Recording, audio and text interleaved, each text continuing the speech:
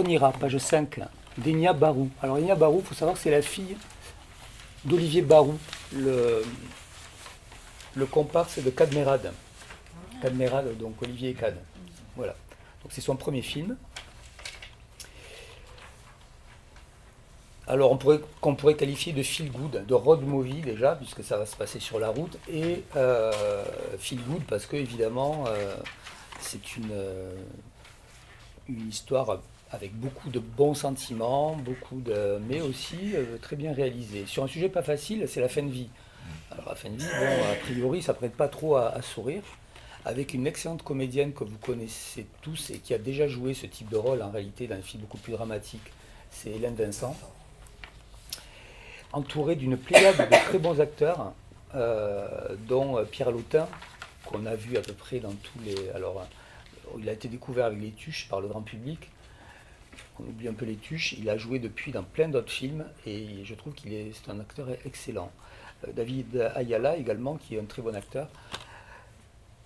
Et une jeune actrice qu'il faut absolument découvrir si vous ne la connaissez pas, Juliette Gasquet, qui avait été, elle, découverte dans une série qui était passée sur Netflix, je crois, qui s'appelle Fiasco, réalisée par Pierre Ninet.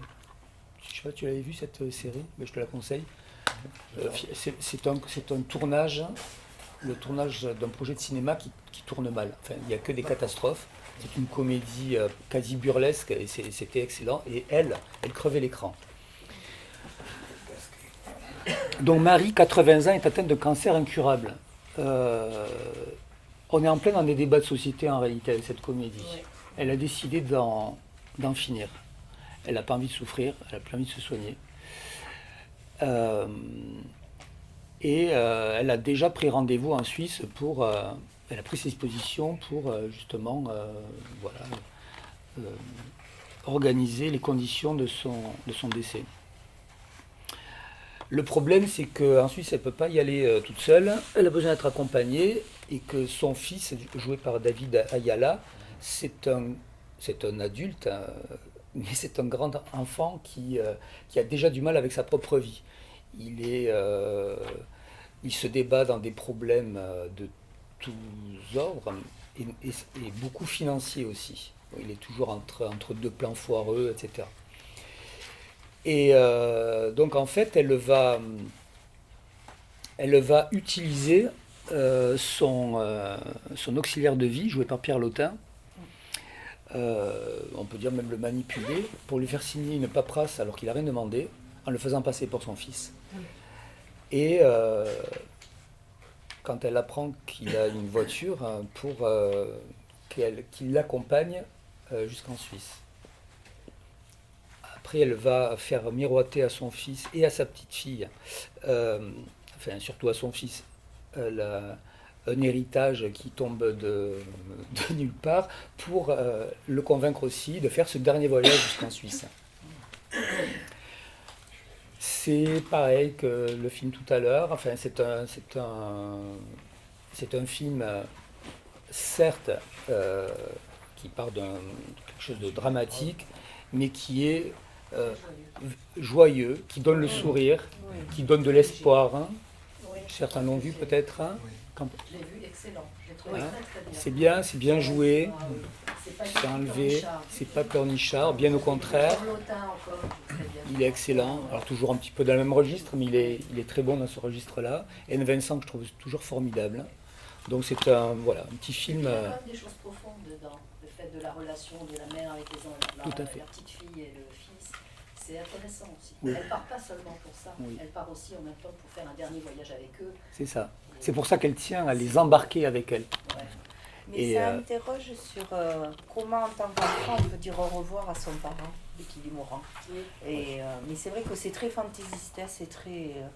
voilà, le fond en effet est très prégnant et pose vraiment des questions d'actualité et puis des questions sur soi, hein, puisqu'on a tous des parents.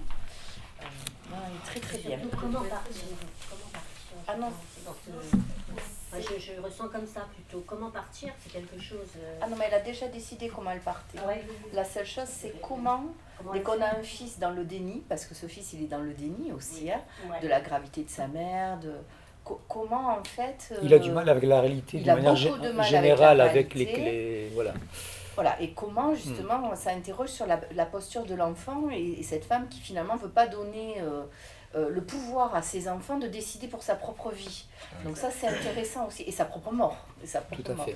Ouais, mais il n'a pas dit à lui qu'elle avait un cancer, à son fils, elle lui a pas dit qu'elle avait un cancer. Et oui, parce qu'elle a peur de sa réaction. Elle a peur parce qu'il est très immature. Voilà. Et encore une fois, il se débat. Parfois, on se demande si il n'est pas plus jeune que la petite fille, en fait, tellement il est à l'ouest. Et c'est vrai que c'est intéressant parce que c'est des débats qui agitent la société en ce moment, les projets de loi, etc., qui sont qui font l'objet d'âpres négociations. Enfin, c'est assez violent ce qui se passe au niveau de... Et c'est vrai que ça interroge. Cette idée aussi de ce dernier voyage, c'est vrai que c'est beau quand même. Bon, on ne va pas vous en dévoiler plus, vous avez compris le principe. C'est un film qui a obtenu également un prix au Festival de l'Alpe d'Huez, à savoir le prix d'interprétation féminine. Voilà, à juste titre.